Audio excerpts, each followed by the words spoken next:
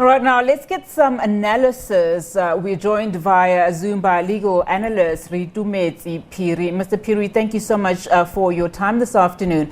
Now, is this another delaying tactic by the former president, as the NPA would have us believe, or is the former president within the confines of the constitutional rights, of his constitutional rights? I mean, help us make sense of what the law says and also what his lawyers are arguing. Yeah, I think, the former president definitely within his rights today. His lawyers argued very well that the right to be present at your trial is a fundamental right that goes towards having a fair trial in South Africa under Section 35 of the Constitution. It's not only in South Africa, it's actually international.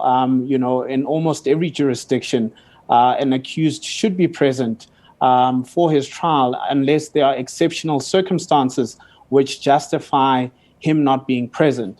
And I think what Advocate Mpofu and Advocate Masuku also did is just to sensitize the court that there were other factors, not only the fact that we're actually having an electronic platform, but the courts weren't open to begin with. And even had the courts been open, the state hadn't secured Mr. Zuma's participation within a physical trial. Over and above that, obviously, the issues around security and COVID.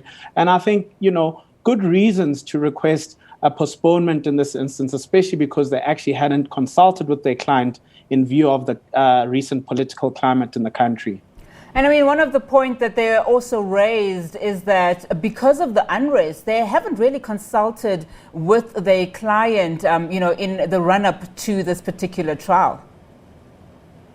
Yes, they did raise that, and they also raised that within also the same Section 35 rights to say every accused has the right to legal representation. And if we are in a situation where as legal representatives, we are unable to consult with our client effectively and in a manner where we can get his instructions in the ordinary course and act on those instructions, then how can we even say that in this instance, Mr. Zuma has been afforded the right to legal representation in the manner, or rather the spirit, that the Constitution demands. Again, I think those were really good arguments that were really made. And to be honest, the state didn't really counter those arguments. I think they were more concerned with having the hearing heard on a virtual platform today and went directly to the merits of the application, to have Advocate Billy Downer removed from the case effectively, and didn't really stick or touch the arguments around the postponement that former President Zuma brought today. But also the other case that they have been making as the state, as well as, the National Prosecuting Authority, is that this is another delaying tactics. Surely the court will also look at, some of their concerns in as far as the timing of this trial is concerned. One of the concerns is that there are undue delays as it relates to this matter. Yeah, and that's the real central question for the court to determine, is whether the reasons that were advanced by the former president today as to why there should be a postponement or, result in an undue delay. When you look at it on the balance of probabilities, even the judge himself had suggested at some point in the correspondence, as we heard today, that maybe the matter should be postponed for a week or two.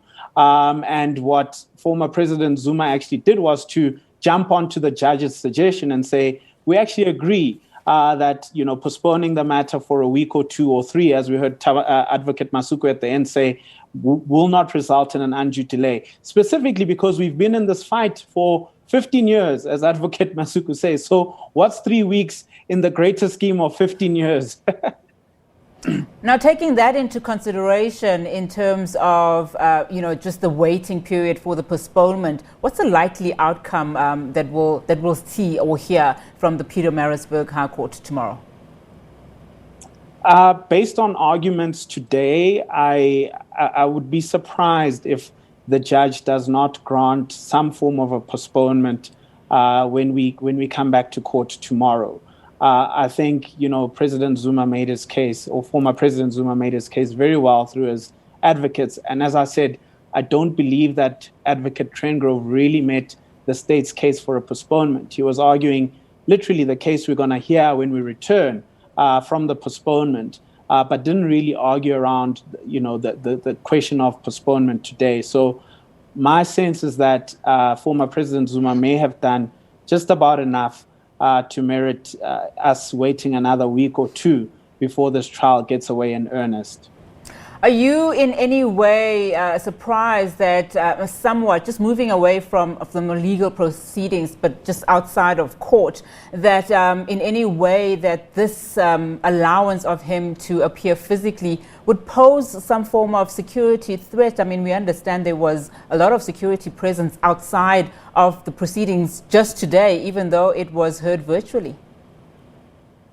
Yeah, I think we understand what's happening in the country, and even Judge Kuhn was pretty mindful of that when he issued his directive around the matter being heard virtually.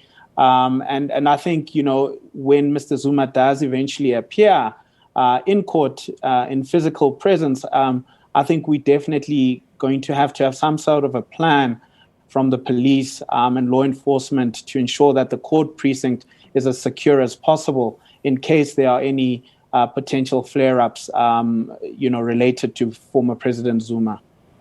All right, fantastic. Thank you so much, Mr. Phiri, for your time this afternoon. That was legal analyst Reitumetse Phiri.